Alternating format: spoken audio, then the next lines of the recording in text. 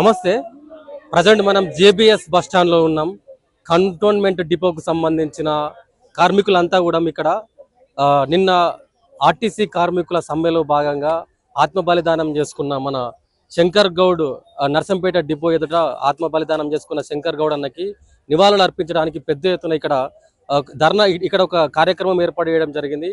ముఖ్యంగా ఆర్టీసీ కార్మికులకు ఏవైతే ప్రభుత్వం ఇస్తానన్న హామీలను నెరవేర్చడం లేదని పెద్ద ఎత్తున సమ్మెకు పిలుపునివ్వడం జరిగింది. గతంలోనే సమ్మెకు పిలుపునిచ్చినా కూడా ప్రభుత్వం మీ హామీలను నెరవేరుస్తామని హామీ ఇవ్వడంతో ఆర్టీసీ కార్మికులు ప్రభుత్వాన్ని నమ్మి ఉండడంతో ప్రభుత్వం ఇప్పుడు ఇన్ని రోజులు అవుతున్నా, ప్రభుత్వం ఏర్పడి 2.5 సంవత్సరాలు అవుతున్నా మా హామీలను నెరవేర్చట్లేదని చెప్పేసి ప్రభుత్వం పైన పెద్ద ఎత్తున సమ్మెకు పిలుపునివ్వడం జరిగింది. అయితే ముఖ్యంగా 42 రోజుల క్రితమే ప్రభుత్వానికి ఆర్టీసీ కార్మికులు సమ్మెకు సంబంధించిన నోటీసులు ఇవ్వడం జరిగింది. అయినా కూడా ప్రభుత్వం 42 రోజులు అవుతున్నా కూడా మా గురించి ఒక్క ఆలోచన చేయలేదు. కనీసం మా సమ్మెకు సంబంధించిన మేము సమ్మెకు పిలుపునిచ్చినా కూడా మమ్మల్ని పట్టించుకోవట్లేదని ఆర్టీసీ కార్మికులు మొత్తం నిర్వీర్యం అయిపోయి మాకు సమ్మె ఒక్కటే మార్గం, సమ్మె వల్లనే మాకు మా డిమాండ్లు నెరవేరుతాయని ఆలోచించి 3 రోజుల సమ్మెకు పిలుపునివ్వడం జరిగింది. అయితే ఈ సమ్మెలో భాగంగా వాళ్ళు ప్రధానంగా కొన్ని డిమాండ్లను పెట్టడం జరిగింది. ఈ డిమాండ్లను నెరవేర్చితే తప్ప మా ఆర్టీసీ కార్మికులకు ఇక్కడ బతుకుండదని చెప్పేసి వాళ్ళు నిరవాధికంగా చెప్పడం జరిగింది. ముఖ్యంగా ఏమైందనంటే గత ప్రభుత్వ హయాంలోనే ఆర్టీసీ కార్మికులను పట్టించుకోవట్లేదని ఆర్టీసీ కార్మికులు సమ్మెకు దిగి 35 మంది ఆర్టీసీ కార్మికులు బలిదానాలు ఇవ్వడం జరిగింది. అయితే గత కేసీఆర్ ప్రభుత్వం వల్లనే అంతమంది కార్మికులు చనిపోయినారు.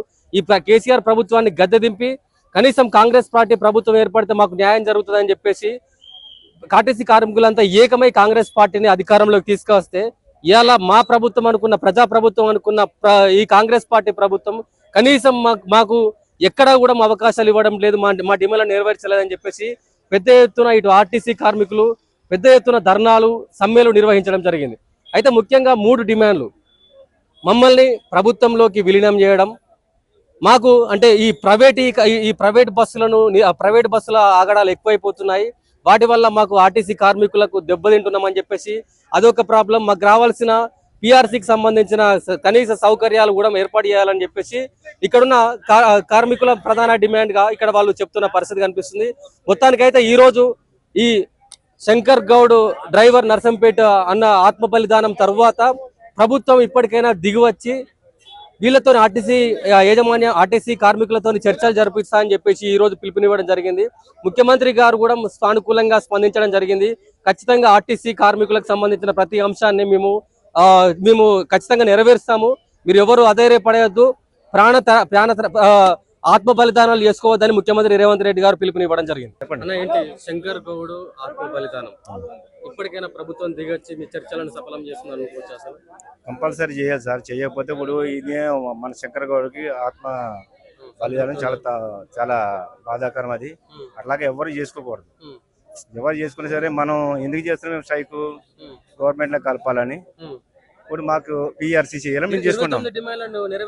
అది అన్ని ఫాల్స్ సార్, అన్ని బోగస్ అన్ని. అవి ఏం డిమాండ్ నేను నెరవేరుస్తానో మాకు చెప్పాలి కదా, ఏం చేస్తారో చెప్పాలి. చెప్తే మేము అప్పుడు తెలుస్తుంది మాకు. ఏం చేయకుండా మాకు ఏం తెలుస్తుంది? నమ్మకం ఉన్నది.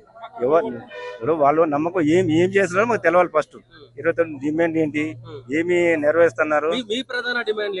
మాది ఫస్ట్ మొత్తం 4 డిమాండ్లు ఉన్నాయి సార్. మాది ఫస్ట్ గవర్నమెంట్ లో విలీనం చేయాలి.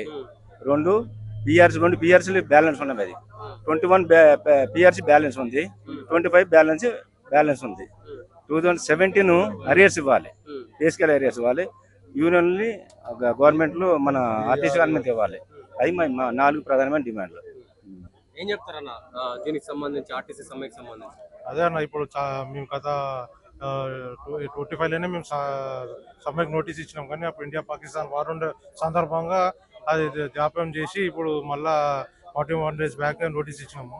మళ్ళీ ఇప్పుడు మొన్న నోటీస్ ఇచ్చినాక కమిటీ అని వేసి ఇప్పుడు ఒక ఆత్మ బలిదానం అయినాక హడావిడిగా చర్చలకు పిలిచామని అంటారు. అంటే ఇది ఆత్మ బలిదానం అయితేనే చర్చలకు పిలిచారు అనేది ప్రధానంగా అదే కనిపిస్తుంది. ఇప్పుడైనా ప్రభుత్వం మేలుకొని చర్చలకు త్వరగా పిలిచి ఇంకా మిగతా కార్మికులకి భరోసా కలిగించాలని మొత్తం కార్మిక వర్గం తరఫున తెలియజేసుకుంటున్నాం. ఏం చెప్తారు దీనికి సంబంధించి, సమ్మెకి సంబంధించి? అన్న నిన్ననే అన్నగారు శంకర్ గౌడ్ అని డ్రైవర్ చనిపోవడం జరిగింది. అది అన్నగారు చేసుకున్న మా అందరికి కూడా బాధాకరమైన విషయమే. చేసుకోవద్దు అట్లా, కాకపోతే సమన్వయం పాటించేది ఉన్నా కానీ అన్న అట్లా ఆ విధంగా బలిదానం చేసుకోవడం మా అందరి హృదయాలను కదిలించినట్టు అవుతుంది. ఈ గవర్నమెంట్ దీని వెంటనే గుర్తించి మాకు రావాల్సింది ఏంటంటే మాకు 2 PRCలు రావాలి, పెండింగ్లో ఉన్నాయి, అవి ఇవ్వండి. ముఖ్యమైనది ఏంటంటే గవర్నమెంట్లో కలపాలి, అతి ముఖ్యమైనది గవర్నమెంట్లో కలుపుతాని చెప్పి వాళ్ళు ఆ రోజే హామీ ఇచ్చారు మాకు.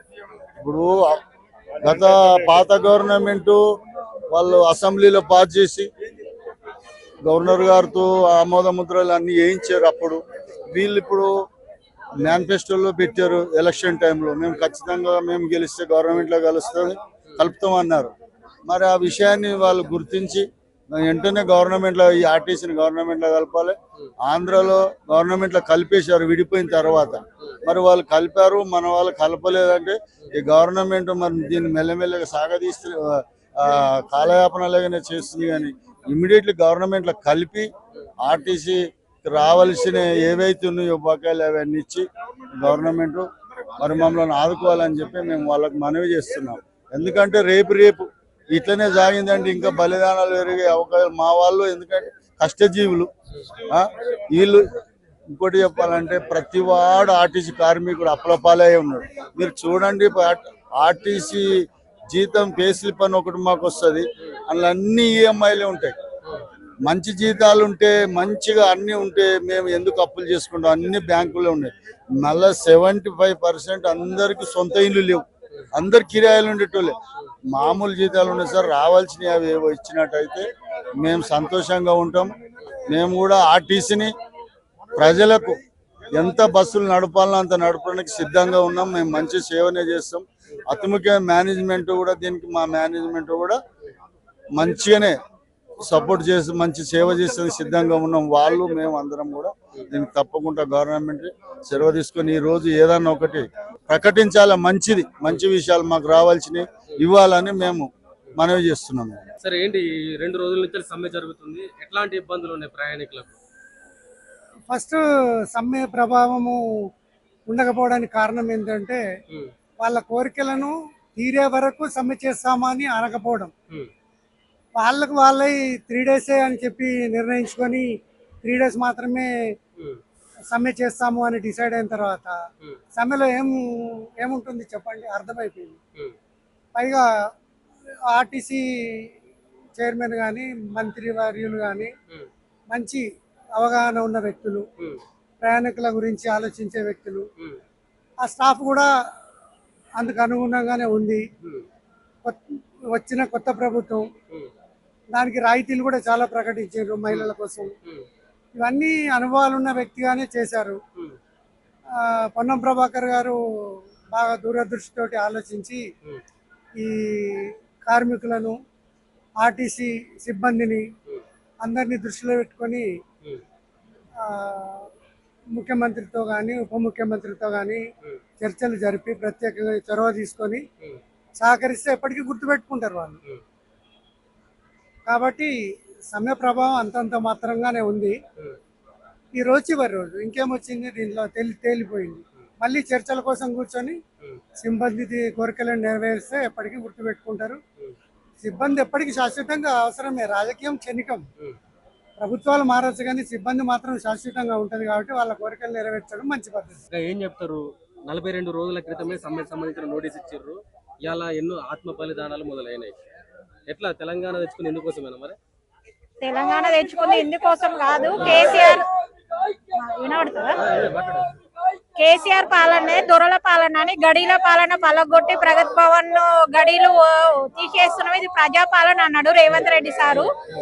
ప్రజాపాలనలో ఉన్నామని అనుకుంటున్నాము. రేవంత్ రెడ్డి సారు ఈ బలిదానాలు ఇంకా పెరగకుండా చేస్తాడు. ఇవాళ జేఏసీ వాళ్ళతోటి చర్చలు సఫలమైందని మేము అనుకుంటున్నాం. కంపల్సరీ కావాలి. ముఖ్యంగా 3 డిమాండ్ 29 ఒప్పుకుంటున్నాం. 3 అవసరమైన ఇప్పుడు ఆకలి అవుతున్నది, కడుపు ఆకలి అవుతున్నదనే సమస్యను పక్కా పెట్టి తర్వాత ఎప్పుడో తినే సమస్యను ఎందుకు సార్? ఫస్ట్ కడుపు నింపండి, తర్వాత సమస్యలు, తర్వాత నిమ్మలంగా చేసినవి. ముఖ్యంగా 3 డిమాండ్లు: గవర్నమెంట్ లో విలీనం చేయాలి, యూనియన్ పునరుద్ధరించాలి, 10 సంవత్సరాల నుండి రావాల్సిన 2 పిఆర్సీలు 2 కంపల్సరీ మాకు ఇవ్వాలి. ఇది మెయిన్. ప్రభుత్వం దీని మీద ఎందుకు నిర్లక్ష్యంగా వహిస్తుంది అనుకోవచ్చు? ఎందుకు ఆర్టీసీ మేనిఫెస్టో కాంగ్రెస్ పార్టీ పెట్టారు. సో ఇప్పుడు ఏమైంది మరి ప్రభుత్వం చేయడానికి? ఇప్పుడు అంటే అప్పులు ఉన్నాయి, ఏమో ఉన్నాయి. ఇక మేము చదివింది ఏమో 10th క్లాస్ తోటి వచ్చినాం సార్. మాకు అవన్నీ లెక్కలు తెలియదు. వాళ్ళు పెట్టింది అధికారం, ప్రతిపక్షంలో ఉన్నప్పుడు అధికారం రావడానికి మేనిఫెస్టో పెట్టింది. ఎవరు చెప్పినా మేము వింటాం. గ్రాడ్యుయేషన్ లో కాదు ఇది, ఇక్కడ 10th క్లాస్ తోటి వచ్చిన వాళ్ళం మేము. పెట్టిరు, చేస్తారు అని నమ్మి వాళ్ళకు మేము అధికారం ఇప్పించినాము, మేము ఓట్లు వేసినాం. ఇప్పటికి కూడా నమ్ముతున్నాం, కంపల్సరీ చేస్తారని నమ్ముతున్నాం. చెయ్యాలి. జేఏసీ వాళ్ళతోటి 32 సమస్యలలో 3 మెయిన్ గా ఒప్పుకొని, ఈ సమస్యలు ఇంకా 29 నిమ్మలంగా చేసినా ఏంలే, దశల వారీగా చేసినా ఏంలే. ఈ 3 మాత్రం కంపల్సరీ చెయ్యాలి, ఒప్పుకోవాలి, కంపల్సరీ కావాలి. చర్చలు జరుపుతా ఉంటుంది కదా? చర్చలు జరుపుతున్నారు. ఇప్పుడు పోయిరు మా జేఏసీ నాయకులు, సఫలమైతాయని మేము అనుకుంటున్నాం. కావాలి రేవంత్ రెడ్డి సార్ కంపల్సరీ. దిగి వచ్చిందా, మేము తగ్గినమా, వాళ్ళు తగ్గినమా, ఇవన్నీ వద్దు సార్.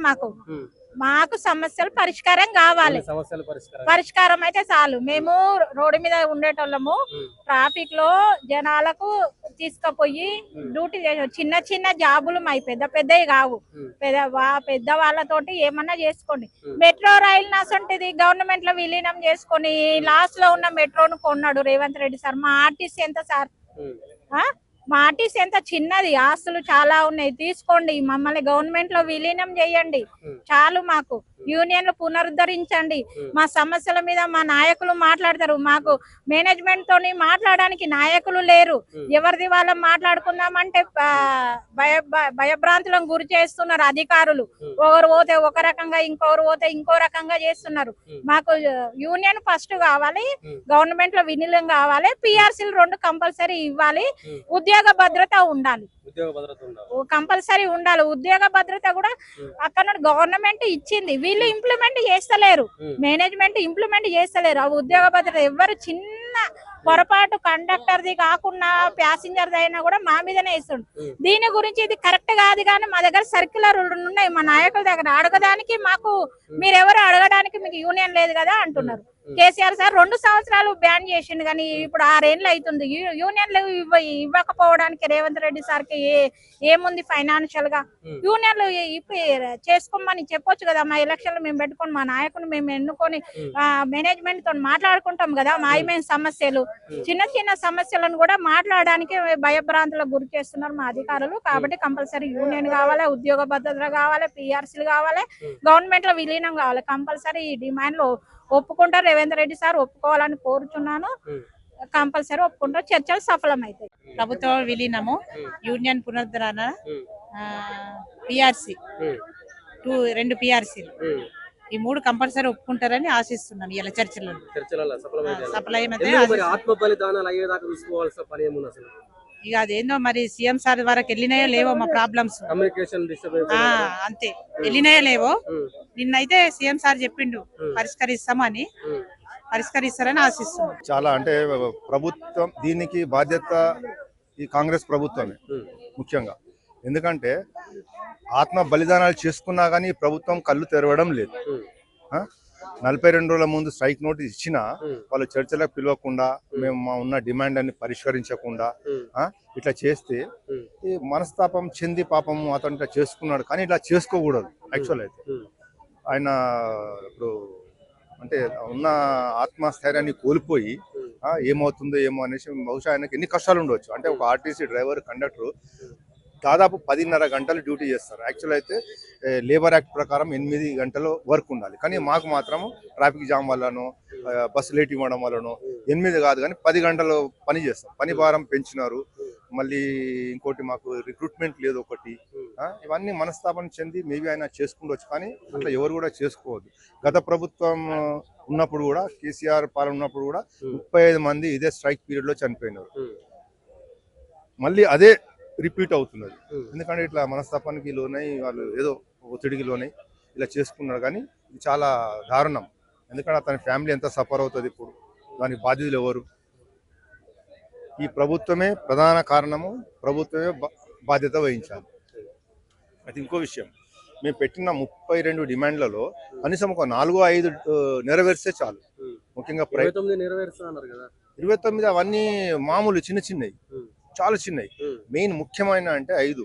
మాకు ప్రభుత్వంలో విలీనం 1, యూనియన్లు పునరుద్ధరించి 2, ఈ ప్రైవేట్ బస్సులను ఆపడము, ప్లస్ అవి ఆర్టీసీలోనే విలీనం చేయడము, మళ్ళీ రిక్రూట్మెంట్ 12,000 మంది ఇప్పటి వరకు రిటైర్మెంట్ అయినారు. వాళ్ళ ప్లేస్లో అవుట్ సోర్సింగ్ వాళ్ళని తెచ్చి అనుభవం లేని డ్రైవర్లను, కండక్టర్లను ఇచ్చి బస్సులు నడుపుతున్నారు. నిన్నటి వరకు ఎన్నో యాక్సిడెంట్లు అయినా మీకు కూడా తెలిసి ఉండొచ్చు. దీనికి అంత ఎవరు కారణం? ప్రభుత్వం. అందుకే ఈ స్ట్రైక్ చేయవలసి వచ్చింది. మాకు ఇట్లా జరుగుతున్నది. కానీ మరి ఈ ప్రభుత్వానికి కూడా ఇప్పుడు చిత్తశుద్ధి లేదా, మరి కళ్ళు తెరవడం లేదా? ఆర్టీసీకి మేము బడ్జెట్ ఇస్తే, డబ్బులు కేటాయిస్తే, గవర్నమెంట్ విలీనం చేస్తే మాకేం లాభం అన్నట్టున్నారు. అదే ధోరణిలో పోతున్నారు. కాబట్టి ఈ ప్రభుత్వం చాలా మొండి వైఖరితో పోతున్నది. దయచేసి మాకు ఈ ముఖ్యమంత్రి గారు మీ మీడియా ద్వారా తెలుపుతున్నాము, మా యొక్క 4-5 కోరికలను నెరవేర్చి ఆర్టీసీని సుస్థిరపరచాలని కోరుకుంటున్నాను. నివాళులు అర్పిస్తూ తన ఆత్మకు శాంతి చేకూరాలని భావిస్తున్న ఈ యొక్క ఆత్మస్థైర్యాన్ని రాష్ట్ర వ్యాప్తంగా ఉన్నటువంటి సహోదరులందరూ ఎక్కడ కూడా ఆత్మస్థైర్యాన్ని కోల్పోకుండా ధైర్యంగా మన డిమాండ్స్ నెరవేర్చుకునే వరకు ఈ యొక్క పోరాటాన్ని మనం కొనసాగిద్దాం.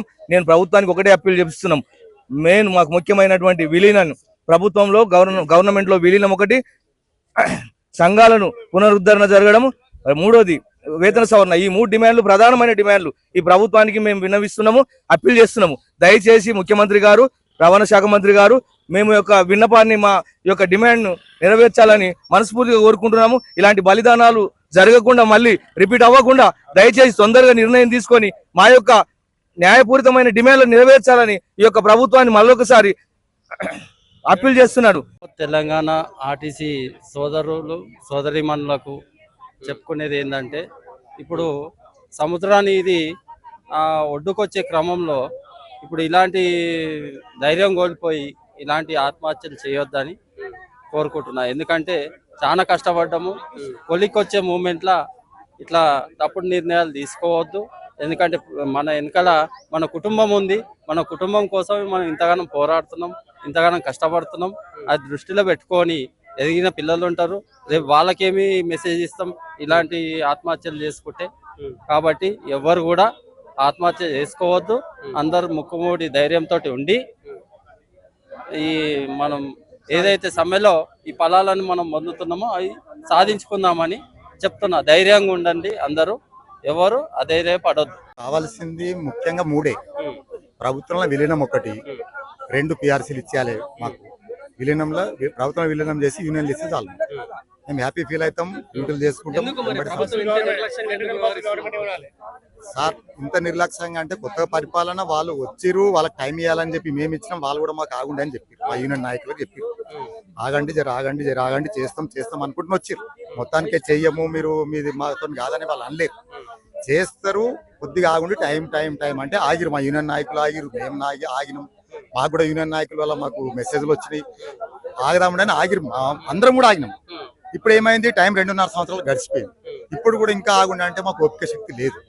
ఎప్పుడైనా మాకు ఇంకెప్పుడు మాకు అని చెప్పేసి మాకు బాధ కలిగి, మా రేవంత్ రెడ్డి సార్ మా పరిపాలన మీద మాకు నమ్మకం ఉంది, మాకు చేస్తాడని చెప్పి సమ్మెలకు దిగితేనే మాకు పరిష్కారం అవుతుంది అని చెప్పి మా యూనియన్ నాయకుల ద్వారా కానీ మేము కానీ మాకు తట్టదాలని బాధ వచ్చి సమ్మెలకు దిగడం అయింది సార్. అది చాలా బాధాకరం సార్. ఆత్మహత్యలకు దిగడం మాత్రం బాధాకరము. ధైర్యం లేక మానసిక ఆందోళన ఎక్కువ. మా కార్మికులకు హెల్త్లు కరెక్ట్ లేవు. ఫస్ట్ ఆప్షన్ హెల్త్లు ఎట్లా అంటే హార్డ్ వర్క్. మరి మేము ప్రజలకి వెళ్తాం, రోడ్డు మీదకి పోతాం, మాకు 11 hours డ్యూటీ చేస్తున్నాం, 8 hours చేస్తున్నాం. అంతా మాకు కష్టపెడుతున్నది డ్యూటీ వల్ల. దానివల్ల బీపీలు, షుగర్లు, హెల్త్ బాగాలేక మెంటల్ స్ట్రెస్ వల్ల ఇమీడియట్లీ ఏదో మానసికంగా ఇదవుతారు. కానీ మా కార్మికులు నేను చెప్పేది ఒకటే, ధైర్యంగా ఉందామండి, మానవ ధైర్యంతో కొట్లాడదామండి. రేవంత్ రెడ్డి సార్ మనకు చేస్తాడని నమ్మకం ఉన్నది. ఖచ్చితంగా హ్యాపీ న్యూస్, గుడ్ న్యూస్ వింటామని మేము రేవంత్ రెడ్డి సార్ ఎదురు చూస్తున్నాం. ఎందుకు ఇంత టైం తీసుకున్నారు? మొన్ననే చేయొచ్చు కదా, 42 రోజులు అయితే సమ్మె నోటీస్ ఇచ్చేసి. ఒక్కటి సార్, ప్రభాకర్ సార్ చెప్పిండు చేస్తాం ఆగుండి అని అంటేనే ఇట్లా లేట్ చేస్తున్నారు. ఇంకా 41 days గడిచింది కూడా ఏం లేదు, ఇప్పటికి కూడా ఇంకేం లేదు అని చెప్పి సమ్మెలకు దిగడం జరిగింది. లేట్ చేయడం ఏంటంటే కాలయాపన చేయడం. ఆ కాలయాపన చేస్తున్నారు ఎందుకో వీళ్ళు ఇంకా మనకు జరుపుతురు. రవాణా శాఖ మంత్రి ఏం చేస్తున్నట్టు మరి? జరపడం కాలయాపన ఒకటే.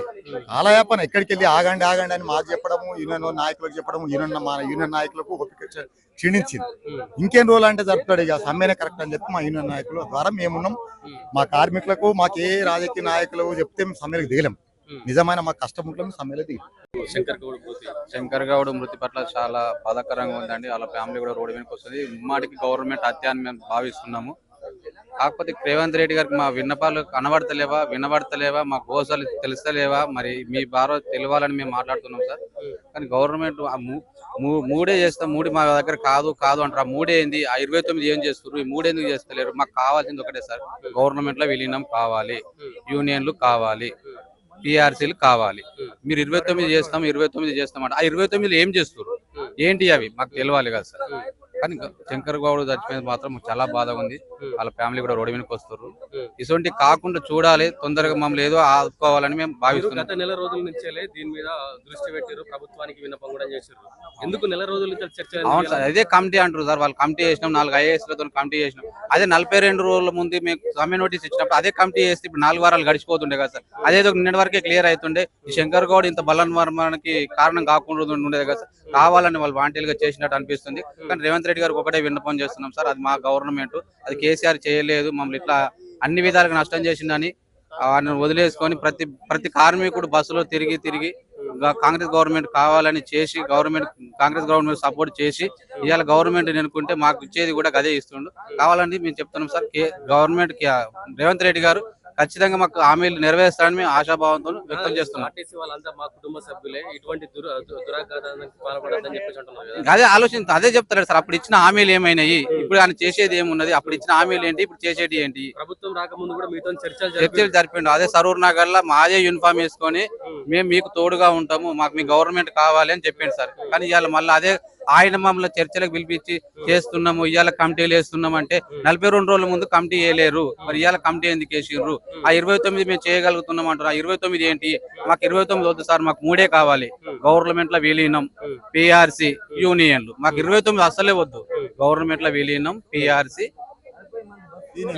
చర్చలు జరుపుతారని ప్రభుత్వం అంటూరు సార్. అది మా నాయకులకు తెలుసు, జేఏసీ నాయకులకు తెలుసు అని అంటూరు. మాకు ఇంతవరకు మాకేం తెలియదు. మాకు తెలిసిన కాడికి ఇక్కడనే ఉన్నాం. మా శంకర్ గౌడ్ సంతాపం బాధతోనే ఉన్నాం సార్ ఇప్పుడైతే.